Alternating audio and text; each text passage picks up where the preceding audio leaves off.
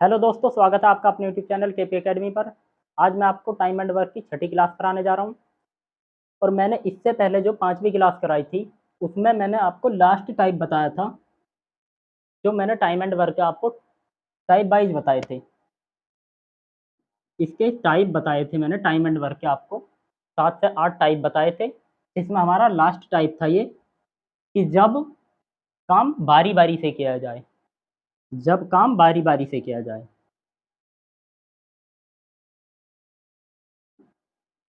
बारी बारी से किया जाए, तो ये हमारा लास्ट टाइप था कि जब काम बारी बारी से किया जाए। और इसके मैंने आपको 3 से 4 क्वेश्चन करा दिए थे। बाकी जो बचे हैं वो मैं आज कराने जा रहा हूँ आपको। तो चलिए स्टार्ट करते हैं हम आज की वीडियो को। आज की वीडियो का पहला सवाल है हमारा इस क्लास का कि राम, श्याम, मोहन किसी काम को क्रम से 20 दिन, 25 दिन और 30 दिन में कर सकते हैं। यदि तीनों बारी बारी से एक एक दिन काम करें तो काम कितने दिनों में समाप्त होगा और अंतिम बारी किसकी होगी।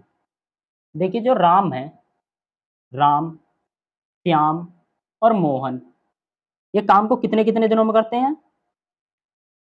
तो राम करता है 20 दिन में, श्याम करता है 25 दिन में और मोहन करता है 30 दिन में। तो इनका एलसीएम कितना आ जाता है? तो एलसीएम आ जाता है 300। 20 से ये होता है 15 बार और ये 25 से क्या ना 25, 25 दूनी 50 और ये 10 बार। तो ये हमारा इनका एलसीएम आ जाता और इनकी इफिशियंसी आ जाती है यहाँ पर। तो राम की इफिशियंसी आती है 15, श्याम की 12 और मोहन की 10 आ जाती है। अब हमसे कहा गया है कि यदि तीनों एक एक दिन बारी बारी से काम करें, मतलब पहले दिन राम काम करे, तो राम एक दिन काम करेगा, तो एक दिन में कितना काम कर लेगा? एक दिन में 15 काम करेगा। इसमें जो इफिशियंसी होती है वो होती है एक दिन में कितना काम करेगा। उसके बाद श्याम, तो श्याम एक दिन में करेगा 12 काम और मोहन, मोहन एक दिन में करेगा 10 काम। तो 3 दिन में कितना काम कर लेंगे? देखो, एक दिन ये करता है, एक दिन ये करता है, एक दिन ये करता है, बारी बारी से काम करते हैं। इसका मतलब 3 दिन काम हो गया। 3 दिन में कितना काम हुआ? तो 15 इसने करा, 12 इसने और 10 इसने, तो ये हो जाता है 7, एक और एक, 2 और एक 3, 37 काम। तो 3 दिन में हो जाता हमारा 37 काम। 3 दिन में 37 काम हो जाता है। अब हमें काम करना है 300।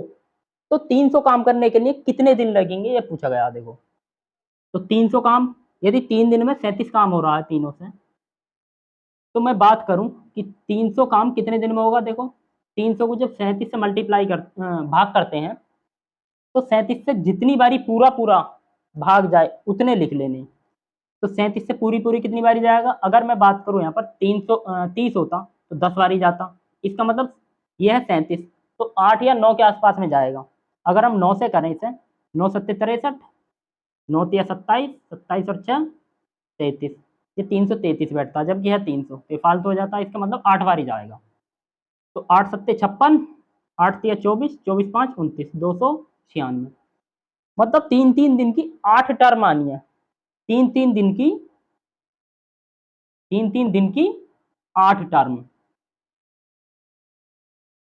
3 3 दिन की 8 टर्म लगाएंगे हम, तब जाके 296 काम हो जाएगा। तो 3 दिन की 8 टर्म का मतलब है 24 दिन। 3 × 8, इधर 8 से मल्टीप्लाई, इधर 8 से मल्टीप्लाई, ये हो जाता है 296 काम और ये हो जाते हैं 24 दिन। तो 24 दिन में 296 काम हो जाता है। काम कितना बचा? अभी 296 हो गया, तो बचा कितना? 4 काम अभी बचा हुआ है। अब देखो नंबरिंग किसकी आएगी, क्योंकि इसमें नंबरिंग भी पूछी है कि अंतिम बारी किसकी होगी। अब देखो, राम ने करा होगा, श्याम ने करा होगा, मोहन ने करा होगा, मतलब 3 दिन तीनों ने करा काम एक एक दिन। तो हमारा जो 24वां दिन है, 24 दिन मोहन का होगा 24वां दिन। अब मोहन के बाद फिर किसकी बारी आएगी? तो राम की आएगी। राम की बारी आएगी अब। और राम, जो राम है हमारा, वो एक दिन में कितना काम करता है? देखो, राम 15 काम करता है एक दिन में। एक दिन में 15 काम करता है एक दिन में। तो मुझे काम कितना करना है? 4 काम, क्योंकि 4 बचा हुआ है। तो ये हो जाएगा एक काम कितने दिन में करेगा? तो एक काम हो जाएगा 1/15 दिन। ठीक, हमें काम करना है 4 काम, तो 4 काम कितने दिन में करेगा? 4/15 दिन में। 15 काम कर रहा था वो एक दिन में, तो एक काम 1/15 दिन में। काम कराना हमें 4, तो 4 काम कितने दिन में होगा? वो 4/15 दिन में। तो 4 काम प्लस 4 काम कितने तो ये हो जाता है टोटल 300 काम। और दिन कितने हो जाते हैं? तो 4/15 दिन में प्लस 4/15 दिन, तो टोटल दिन हो जाते हैं 24 सही 4/15 दिन टोटल दिन। तो टोटल दिन हो जाते हैं 24 सही 4/15। ये हमारा आंसर हो जाता। और पूछा गया है कि अंतिम बारी किसकी होगी। अब देखो अंतिम बारी किसने करी है? राम ने। तो राम क्या होगा? अंतिम बार हो, अंतिम बारी, अंतिम बारी होगी राम की। तो ये हमारे आंसर हो जाते हैं। पूछा था कितने दिन में, तो 24 सही 4/15 दिन। और पूछी थी अंतिम बारी किसकी होगी, तो राम की अंतिम बारी होगी। तो अब चलते हैं हम नेक्स्ट क्वेश्चन पर। तो देखिए नेक्स्ट क्वेश्चन हमारा कि दो आदमी किसी दीवार को क्रम से 15 घंटे और 20 घंटे में बना सकते हैं। अगर वो साथ मिलकर काम करें तो वो 200 ईंट प्रति घंटा कम लगाते हैं। अगर वो साथ मिलकर काम कर रहे हैं तो 200 ईंट प्रति घंटे कम लगाते हैं। इसका मतलब है वो बातों में लग जाते हैं या जैसे भी है 200 ईंट कम लगाते हैं और दीवार को 12 घंटे में बना लेते हैं। तो पूछा है कि दीवार में ईंटों की संख्या ज्ञात करो। अब देखो दो आदमी है, मान लो ए एक आदमी है, दूसरा आदमी है बी। तो ये करता है पहला ए जो है वो 15 घंटे में और बी 20 घंटे में बनाता है दीवार को। तो एलसीएम कितना आ जाता है इनका? 60, 15 चौका 60 और 20 दिया 60। अब हम बात करें कि दोनों की मिलकर एफिशिएंसी कितनी होगी, मतलब एक दिन में वो एक घंटे में कितनी ईंटें लगा रहे होंगे। तो एक घंटे में ए लगाता है 4 ईंट और बी लगाता है 3 ईंट। इसका मतलब है ये कि एक घंटे में ए 4 ईंट लगाता और बी 3 ईंट लगाता। तो दोनों मिलकर कितनी ईंट लगाएंगे, तो एक घंटे में 7 ईंट लगाएंगे। ये तो हो जाता हमारे हिसाब से कि एक घंटे में 7 ईंट लगाएंगे। जबकि क्वेश्चन में दिया गया है कि वो 12 घंटे में टोटल काम करते हैं, मतलब जो दीवार थी उसे 12 घंटे में बनाते हैं। तो हम क्वेश्चन के हिसाब से चलें। क्वेश्चन के अकॉर्डिंग, क्वेश्चन के अकॉर्डिंग प्रति घंटे कितनी लगाएंगे वो ईंटें? देखो 60 ईंट थी, 12 घंटे लगाते हैं। 60 ईंटों को लगाने में 12 घंटे लगाते हैं वो। तो इसका मतलब है कि प्रति घंटे कितनी ईंट लगा रहे होंगे वो? 5 ईंट। 5 ईंट लगा रहे होंगे ना। तो क्वेश्चन के अकॉर्डिंग 5 ईंट लगाते हैं, जबकि हमारे अकॉर्डिंग वो 7 ईंट लगाते हैं। तो कितनी ईंट कम लगा रहे हैं? तो देखो ये 7 थी और ये है 5, तो कितनी ईंट कम लग रही है? 2 ईंट कम। और क्वेश्चन में दिया गया है कि कितनी ईंट कम लगती है? 200। तो 2 यूनिट का मान है कितना? 200। 2 यूनिट का मान है 200 ईंट, तो 1 यूनिट का मान हो जाता है 100 ईंट। और पूछा गया है कि टोटल ईंट कितनी थी उसमें, तो 60 ईंट थी, मतलब 60 यूनिट थी। तो 60 का मान कितना हो जाएगा? 60 गुणा 100, तो इसका आंसर हो जाता 6000 ईंट। देखिए इसमें क्या दिया था, इसमें दिया था कि ए जो है वो 15 घंटे में बना सकता है किसी दीवार को और बी 20 घंटे में बना सकता है। तो इनका एलसीएम आ जाता है 60। और इसका मतलब है कि वो प्रति घंटे 4 ईंट लगाता है ए और बी 3 ईंट लगाता है। बात करें हम दोनों मिलकर कितनी लगाते हैं, तो 7 ईंट लगाते हैं। ये तो हो जाता हमारे अकॉर्डिंग कि 7 ईंट लगाते हैं प्रति घंटे। लेकिन क्वेश्चन के अकॉर्डिंग दिया गया है कि वो जो 60 ईंट है टोटल ईंट उन्हें 12 घंटे लगाते हैं वो। तो इसका मतलब है कि एक घंटे में कितनी ईंट लगाते होंगे वो? 5 ईंट। तो कितनी कम ईंट लग रही है? 2 ईंट कम लगती हैं। जबकि क्वेश्चन के अकॉर्डिंग दी गई है 200 ईंट। तो 2 का मान 200, 1 का मान 100 हो जाता है। पूछा है कि 60 का मान, तो 6000 ईंट हो जाएंगी। चलिए अब नेक्स्ट क्वेश्चन पर चलते हैं हम। देखिए नेक्स्ट सवाल है कि दो आदमी किसी दीवार को क्रम से 9 घंटे और 10 घंटे में बना सकते हैं। अगर वो साथ मिलकर काम करें तो प्रति घंटे 10 ईंट कम लगाते हैं। 10 ईंट कम लगाते हैं और दीवार को 5 घंटे में बना लेते हैं। तो पूछा गया है कि दीवार में ईंटों की संख्या ज्ञात कीजिए। तो पहले जैसा सवाल है बिल्कुल। तो इसका मतलब है हम दो आदमी मान लेते हैं, एक ए है और दूसरा बी है। जो ए है वो 9 घंटे में बना सकता है दीवार, और जो बी है वो 10 घंटे में बना सकता है। तो दोनों का एलसीएम आ जाता है 90। 9 से ये 10 बारी और ये 9 बार। अब हम बात करें कि हमारे अकॉर्डिंग प्रति घंटे कितनी ईंट लगाते हैं वो। तो 10 ये लगाता और 9 ये लगाता, मतलब 19 ईंट प्रति घंटे लगाते हैं। लेकिन क्वेश्चन के अकॉर्डिंग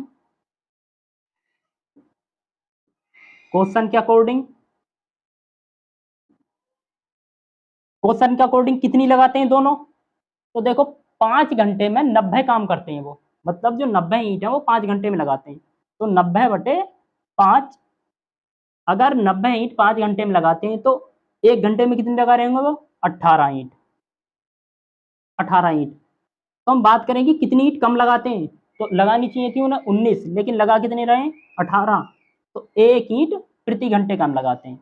तो 1 यूनिट का मान कितना है, इसमें दे रखा 10 ईंट, कि 10 ईंट प्रति घंटे कम लगाते हैं, और हमारे हिसाब से 1 यूनिट, तो 1 यूनिट का मान 10। और पूछा गया है कि टोटल दीवार में कितनी ईंट थी, तो 90 का मान पूछा गया, 90 से मल्टीप्लाई कर दो, 90 × 10 हो जाता है 900 ईंट।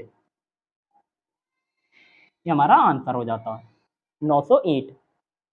अब चलिए हम नेक्स्ट क्वेश्चन पर चलते हैं।